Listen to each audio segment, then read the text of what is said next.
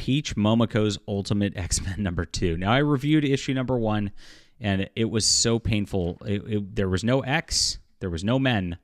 Now, they introduced this whole thing. This diabolical genius known as the Maker used time travel to create this ideal Earth.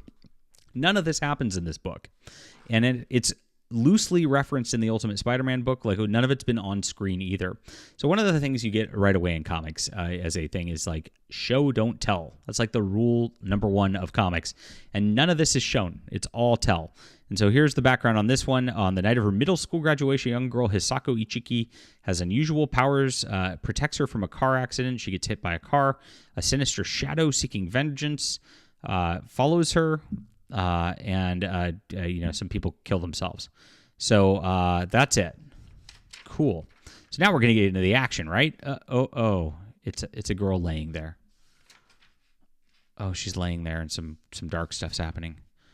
Oh, she's in a dream. Oh, still nothing's happening. Again, like, and she kind of gets up, and then there's this new character. And this new character has the power to control weather, and she's got the white hair. She's supposed to be Storm, except for the Storm character is actually in the Black Panther Ultimate Universe, not in here. And so this is some new character who just has the same powers. It's just a knockoff who's just in middle school with her.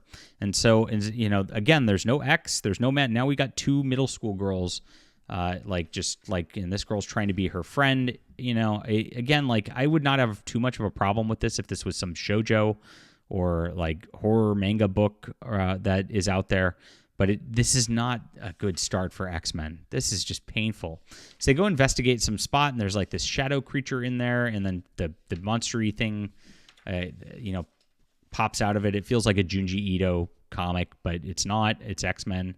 So it's definitely a Junji Ito knockoff through here, except without all. He usually has some better backgrounds, and this is a little faster done, I think, for the sake of the monthly schedule for Marvel.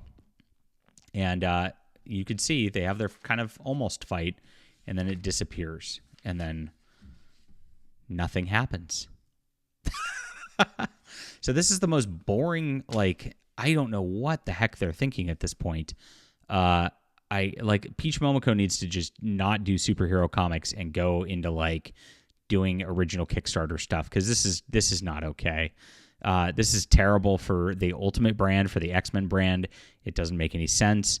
It doesn't tie into Jonathan Hickman's deal like at all. It doesn't tie into X-Men at all. There's nothing about this that feels right. It's terrible. And so you got to give this like a 2 out of 10. They got to stop doing this kind of thing. I can't imagine people are going to be on this after issue 2. They might have given it a #1 shot, might have said, okay, maybe it'll pick up next issue.